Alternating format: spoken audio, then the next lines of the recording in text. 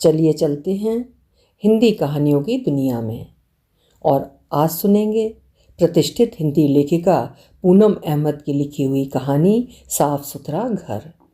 मेरी जुबानी। मैं हूँ सीमा सिंह। 7 साल बाद मैं आस्था और जय के साथ पानीपत जा रही थी। इन 7 सालों में 1-2 बार मैं अकेली तो आई हूँ, पर इस बार दोनों की छुट्टियाँ थीं तो मैं ही ज़बरदस्ती दोनों को साथ लाई थी। दोनों किसी भी तरह आने के लिए तैयार नहीं थे, पर मैं ही जिद पर अड़ी रही। मुंबई से किसी भी रिश्तेदार के घर जाने को तैयार ही नहीं होते। धीरे धीरे सबसे कटते जा रहे हैं। इस बार शैलजा दी की तबीयत काफ़ी दिन से ख़राब चल रही है। माँ ने भी कहा था कि छुट्टियों में ज़रूर आ जाऊँ। मुझसे 12 साल बड़ी हैं शैलजा दी। 2 बेटे विनय और अजय और बेटी तन्वी। तीनों के विवाह के बाद दी और जीजाजी घर में अकेले ही रहते हैं। विनय विदेश में कार्यरत है, अजय बेंगलुरु में और तन्वी जयपुर में है। जीजाजी का बिजनेस सालों से पानीपत में ही जमा है, इसलिए उनका तो कहीं और रहना असंभव ही है। तीनों बच्चे यदा कदा अपनी सुविधा अनुसार उनके पास आते जाते रहते हैं। माँ सहारनपुर में रहती हैं। शैलजा दी की अस्वस्थता के चलते यही उनके पास आती रहती हैं। बस इतना सा मायका है मेरा, माँ और शैलजा दी। पिता रहे नहीं, भाई है नहीं। कई बार हिम्मत करके पानीपत जाने का मन बना तो लेती हूँ, पर कभी खुश होकर नहीं लौटी मैं। हर बार यही लगता रहा है कि किसी अपने के घर नहीं, किसी सख्त वार्डन के कड़े अनुशासन और नियमों में रहकर लौटी हूँ। 7 साल पहले आस्था और जय मेरे साथ गए थे। दोनों ने उसके बाद जाने के नाम से ही हाथ जोड़ लिए। उनका कहना था, मौसी का घर है या किसी प्रिंसिपल का, कुछ छू नहीं सकते, अपनी मर्जी से उठ बैठ नहीं सकते, हमें तो बख्श देना माँ, आप अकेली ही जाना। बच्चों की इसमें गलती है भी नहीं। एक नशा सा है साफ सुथरे घर का। विनय और अजय को भी मैंने घर में खुलकर मस्ती करते कभी नहीं देखा था। ये तो आज्ञाकारी सीधे बच्चे ही रहे और आंख मूंद कर दी के निर्देशों का पालन करते रहे। कभी मस्ती का मूड होता तो उसका कमरा देखने लायक होता। बेतरतीब किताबें, उल्टा सीधा बिस्तर। दी चिढ़ चिढ़ कर घर से पर उठा लेती। मुझे आस्था और जय का स्कूल के बाद का अपने ड्राइंग रूम का हाल याद आता तो हंसी आ जाती। एक बार दी मेरे पास मुंबई आई हुई थी। आस्था जय स्कूल से लौटे तो उन्होंने अपना बैग डाइनिंग टेबल पर रखा, सोफे पर बैठकर शूज़ उतारे और थक गए कहते वहीं पसर गए। मैंने कहा, हाथ मुंह धो लो, लंच के लिए मौसी वेट कर रही हैं। तभी दी ने कहा, लंच तो बाद में भी हो जाएगा, चलो तुम लोग पहले अपना सामान संभालो। पता नहीं दी को क्यों इंसान के सुख आराम से ज़्यादा घर के निर्जीव सामानों को ज़्यादा व्यवस्थित देखने की आदत है। कई रिश्तेदार उनके घर जाने के नाम से मुंह बनाते हैं। कई बार तो माँ ही परेशान हो जाती हैं। टैक्सी ड्राइवर ने एक झटके से गाड़ी रोकी तो मैं वर्तमान में लौटी। वो उतरकर किसी से फ़ोन पर बात कर रहा था। मैं आस्था और जय को देख के मुस्कुराई तो आस्था ने कहा, यह आपने अच्छा नहीं किया माँ, हमें साथ लाकर, हमारी छुट्टियों में ही हमें सजा दे दी। जय भी शुरू हो गया, मम्मी पिछली बार तो मैं बुरी तरह परेशान हो गया था, शुक्र है 3 दिन ही रहना है, फिर तो नानी के पास चले जाएंगे बस। यही अच्छा है कि इस बार 1 हफ्ते का प्रोग्राम है, पिछली बार तो 15 दिनों का पनिशमेंट था यहाँ रहने का। अभी गेट खुलते ही फरमान जारी हो जाएगा, सफ़र के शूज़ हैं बाहर ही रखना, पहले नहा धो लो, बाथरूम के स्लीपर पहनकर जाना, गीला टॉवल तार पर सुखा देना। अरे फ्लाइट में 2 घंटे में पहुंच गए हैं, सुबह नहा धो कर ही चले थे ना, कितने गंदे हो गए होंगे हम। उसका भुनभुनाना जारी रहा तो मुझे हंसी आ गई। मैंने डपटा, चुप रहो, खबरदार जो मेरी बहन का मजाक उड़ाया। काश पापा भी आते, वे हमारी परेशानी तो समझते, आप तो बस चुपचाप मुस्कुराती रहेंगी।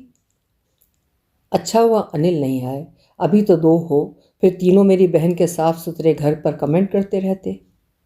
टैक्सी ड्राइवर आ गया तो हम तीनों चुप हो गए। दी गेट पर ही हमारा इंतज़ार कर रही थी।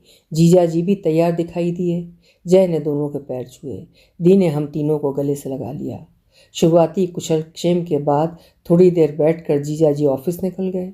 आस्था और जय अपने शूज़ बाहर ही निकालने लगे तो दी ने जब कहा, रहने दो बच्चों, आ जाओ, तो हैरत का एक झटका लगा हम तीनों को। जय ने कहा, मौसी शूज़ गंदे हैं, हम सफ़र से आए हैं ना, फर्श गंदा हो जाएगा। कोई बात नहीं बेटा, फिर साफ हो जाएगा। हम तीनों एक दूसरे का मुंह ही देखते रह गए। हम तीनों फ्रेश होकर अपना अपना बैग संभाल ही रहे थे कि दी ने कहा, क्या कर रहे हो अभी से? आराम करो, कोई जल्दी नहीं है, पड़ा रहने दो। आस्था ने मुझे इशारा किया, ये मौसी को क्या हो गया है? घर में काम करने वाली राधा भाई के साथ मिलकर दी ने हमें बहुत प्यार से खिलाया पिलाया। उसके बाद तो मैंने उनमें जो परिवर्तन देखे, मेरे लिए अचरज की बात थी। दी तो ऐसी कभी नहीं थी, ना कोई रोक टोक, ना साफ सफाई की सनक। बच्चे तो रोक टोक खत्म होते ही मस्ती के मूड में आ गए थे। जय ने विनय के कमरे में अपना अड्डा जमा लिया था। जीजा जी सुबह शाम हम सबके साथ भरसक समय बिताते। कुल मिलाकर सब अच्छा तो लग रहा था, पर दी की आंखों में कुछ था जो मेरा मन दूषित कर रहा था। कुछ था उनके व्यवहार में जो मुझे कहीं छू रहा था। यहाँ आकर इतनी बेचैन तो मैं कभी नहीं हुई थी, तब भी नहीं जब सुबह से रात तक घर को साफ सुथरा रखने के निर्देश मिलते रहते थे। मुझे माँ के पास भी जाना था। जो कुछ भी था जाने से पहले दी से जानना था। अनिल को भी बच्चों ने अकेले में दी के बदले व्यवहार की सूचना दे दी थी। जाने से पहले रात को डिनर के बाद आस्था और जय ड्राइंग रूम में टीवी देख रहे थे। जीजा जी थोड़ा टहलने गए थे। दी बच्चों के कमरे में थी। मुझे लगा कि देख रही होंगी कि बच्चों ने कमरे में कितना सामान फैलाया है। मैंने सोचा जाकर कमरा ठीक कर देती हूँ और दी से बातें भी कर लूँगी। दी चुपचाप बेड पर बैठी थी। उनकी पीठ थी मेरी तरफ। सामने जय की बुक बेड पर ही रखी हुई थी। मैं झुककर बुक उठाने लगी तो दी ने बेहद उदास स्वर में कहा, रहने दे वनजा, अभी बच्चों को फिर ज़रूरत पड़ेगी। मुझे पता है वनजा, तुझे क्या पूछना है। मैं चुप रही तो दी ने खुद ही अपना दिल मेरे सामने खोल कर रख दिया। तीनों अपनी राह चले गए वनजा। उनकी अब अपनी दुनिया है। तीनों को याद करते करते पूरा दिन बीत जाता है।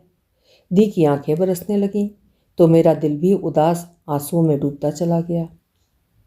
कमरे में फैला हुआ उनका सामान याद आता है। बिस्तर की एक एक सिलवट याद आती है। दिल चाहता है तीनों फिर आकर अपना सामान हर जगह फैला दें और अब मैं उन्हें कुछ ना कहूँ। मैंने अपने बच्चों को घर के सहज वातावरण से दूर रखा है। बेचारे शायद मेरे स्वभाव के कारण कभी खुलकर जी नहीं पाए। उनके घर जाती हूँ, देखती हूँ कि तीनों अपने बच्चों को उन बातों के लिए भूल कर भी नहीं टोकते जिनमें उनका बचपन शायद दबा रह गया। विनय ने तो कहा भी, माँ मेरे बच्चे जैसे भी रहें मैं उन्हें कुछ नहीं कहूँगा। आखिर घर है, किसी सख्त वार्डन का हॉस्टल थोड़े ही है, न कोई शोरूम है। मुझे धक्का सा लगा था। ये क्या हो गया मुझसे? आज ये साफ सुथरा घर मुझे चिढ़ाता सा लगता है। लगता है कोई बच्चा आए, सामान फैलाए, घर थोड़ा बिखेर दे। नहीं तो सच में किसी शोरूम की तरह जहाँ कोई चीज़ रख देती हूँ वहीं रखी रह जाती है। इधर से उधर कुछ हिलाने वाला नहीं है अब। क्यों ऐसा हो जाता है? जब तक अपनी कमी पता चलती है इतनी देर क्यों हो जाती है? घर भले ही थोड़ा बिखर जाए पर अब लगता है बच्चे तो हों आसपास। बहुत याद आते हैं तीनों। दी की आंखें लगातार बरस रही थीं। वनजा, ये साफ सुथरा घर आज मुझे बहुत खाली लगता है। मैं क्या कहती, मेरी आंखें भी भीग चली थीं। बस एक ख्याल ही आया, एक बार जाने के बाद वक्त कभी नहीं लौटता, बस यादें रह जाती हैं। दरवाजे पर चुपचाप खड़े आस्था और जय की आंखें भी नम हो गई थीं। अभी आप सुन रहे थे पूनम अहमद जी की लिखी हुई कहानी साफ सुथरा घर। इस तरह के चरित्र अक्सर समाज या परिवार में दिख जाते हैं। आशा है कहानी आपको भी पसंद आई होगी। कल फिर मिलेंगे। आपका समय शुभ हो।